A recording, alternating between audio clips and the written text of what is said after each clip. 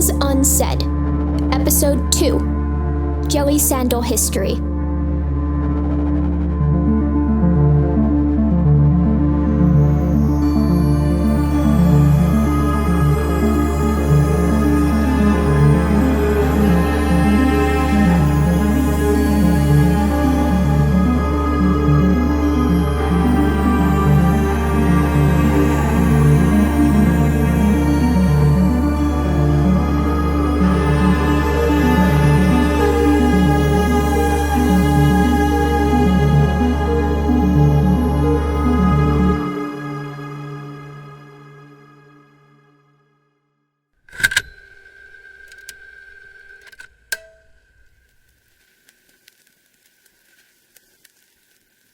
Hey, it's Paige.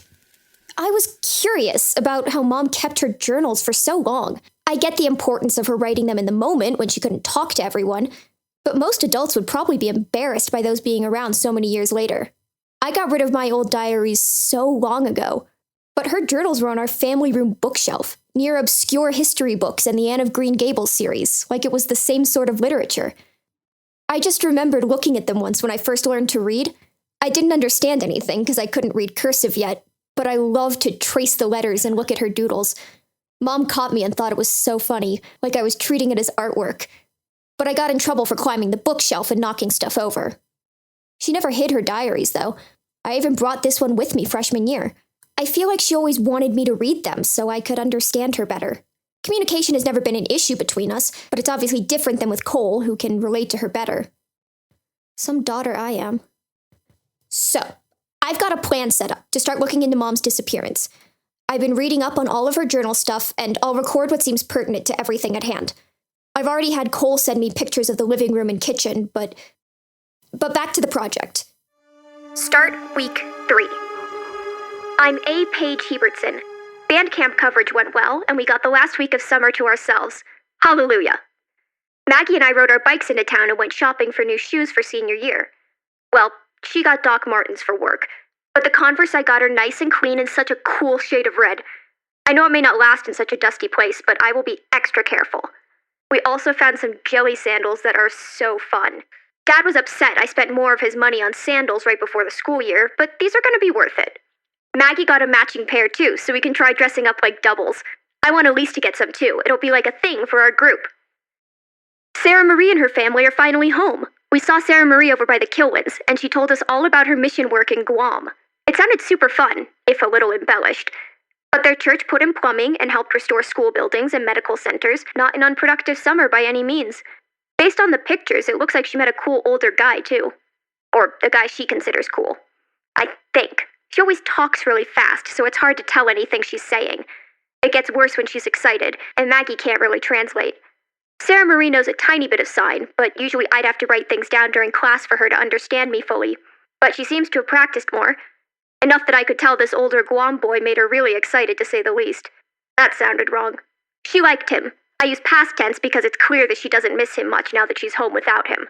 Sarah Marie's gotten much more boy crazy in the past 2 years. Speaking of which, she said she's not taking as many honors classes this year. You'd think after working so hard to take classes with the grade level above her for 2 years, Sarah Marie wouldn't back off out of nowhere. Maggie's in the same boat, and I just don't understand it. If you can take classes that challenge you to learn more about the world, why wouldn't you? Well, Maggie says she needs more time for her family's hardware store, but she still doesn't plan on running the business because her brother is already helping that. Sarah Marie, on the other hand, doesn't really plan on going to school much past undergrad anyway. I think her family is pressuring her towards the homemaker lifestyle, rather than college. The interest for boys is the only way she seems to be listening. But they both still have to get into college. Dad says it's things like this that make it good I can't run my mouth off, because high school can be hard for people who don't think before they talk. I think this year I'll perfect the smile and nod method. It'll make drama much harder to trace back to me. Sarah Marie's mission trip actually brought up some interesting hard news ideas I had been following earlier in the summer. There's been some conflict over in Guam, mostly related to strikes for fair working conditions. The U.S. is sending aid like it's some kind of natural disaster over there, but Sarah Marie said it's pretty peaceful. Even got a little offended that we just assumed a developing nation was violent until we showed her the newspaper clipping from this morning. But I don't understand how the ports are functioning so well, with goods coming in and out no problem. Even with peaceful strikes, which Sarah Marie insists they are, there won't be many people to handle the imports. Did the US bring their own workers to pick up the slack? Seems like a thing we would do to show how capitalism helps in the Pacific theater.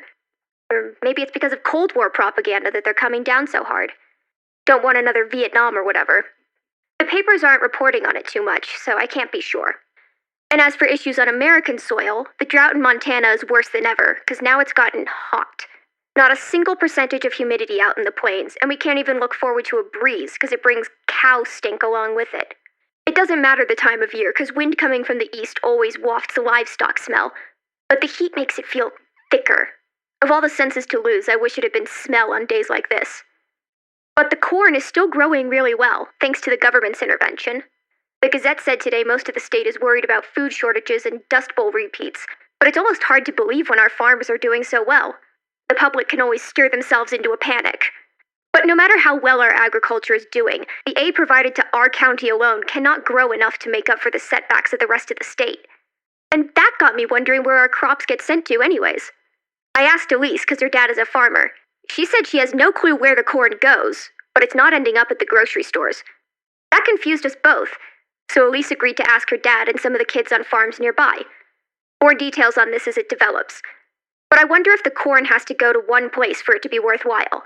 There has to be a reason our county alone is being provided provisions to specifically aid the growth of corn while other areas are struggling.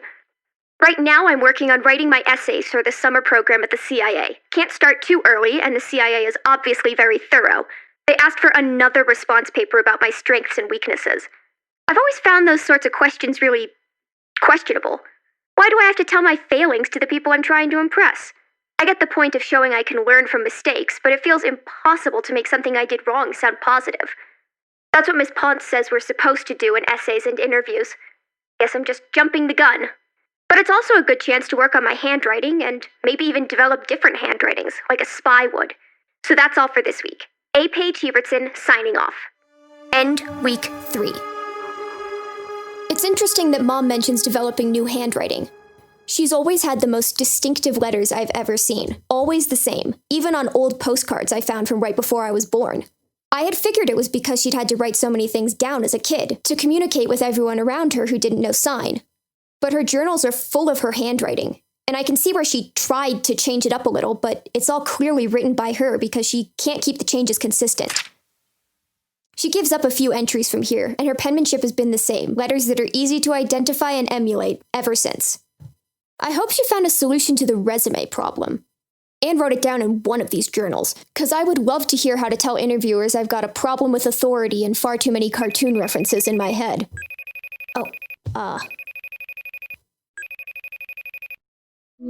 Hey, Shan, what's up? I just wanted to check in. You doing okay? Yeah, it's going okay. I'm putting my stuff in storage tomorrow morning so I can fly out right after that. Do you want help with that? Eli and I think it'll be okay. Brooke helped with most of the boxes, and she's keeping the kitchen supplies with her. I paid for movers to do the heavy lifting, and Eli offered to drive me to the airport, too. Ooh, Mr. Fancy Car Man. Look at you with your own friendship chauffeur. I know. I just have to put everything in boxes, which is just my own laziness. Okay. It'll be fine. Don't say it will be fine, Paige. Is your dad still in custody? No. They realized there was no evidence suggesting his guilt, even circumstantial. True, but he could have... He was at work and accounted for every day from before she went missing. Okay, so your dad's out of jail. That doesn't mean you're not going through a tough time. Yeah, it's tough, but it's not Dateline NBC. Even if Dad called it in. I'm not saying he did anything, but immediate family is always going to be the first point of investigation. You know that. But it's different when it's you. Exactly. I feel like we're starting to argue the same point back at each other. The joys of pre-law. But maybe... could there have been something up between your parents you didn't know about? My dad is a good man. He loves my mom and would never hurt. Oh, I met them last semester. I'm not saying he did anything. Maybe I'm just talking from my own past, but I don't want you to be extra hurt if things had changed between them while you were gone. You know? I'm not accusing anyone. Sorry it came out that way. You're fine. I just think it's garbage, though, that, people can't believe a dad can actually be good through and through. Maybe fathers aren't always the problem, or marriages aren't always terrible, you know? Shoot. No, I'm sorry, it's not like... I'm taken.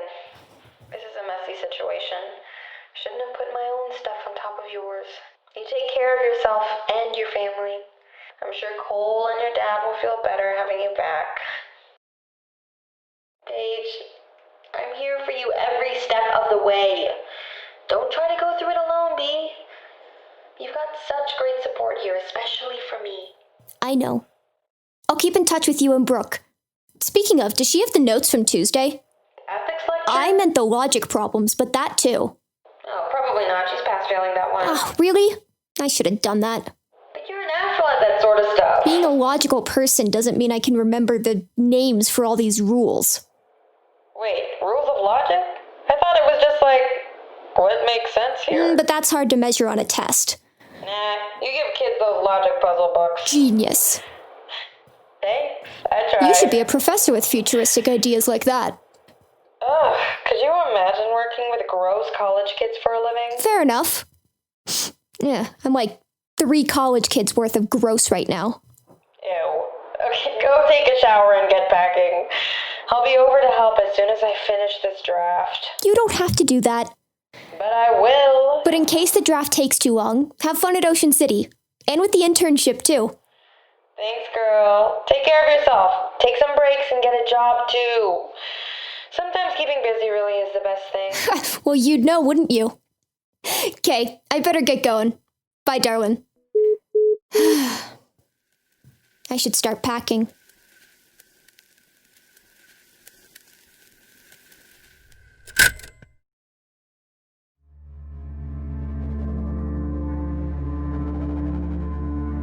This episode of Things Unsaid was written by Julia Wallach. It was directed by Annie Dillon. The part of Paige Gilbert is played by Julia Wallach. The part of Shannon Lee is played by Anika Braganza. Music, sound design, and editing by Daniel Farrell. Want to show your support for our show? Follow us on Twitter at UnsaidCast and Instagram at PageByPageGilbert for updates and bonus content. And don't forget to rate and review us on iTunes. If you would like to advertise on our programs, feel free to message any of our social media pages. Thanks for listening.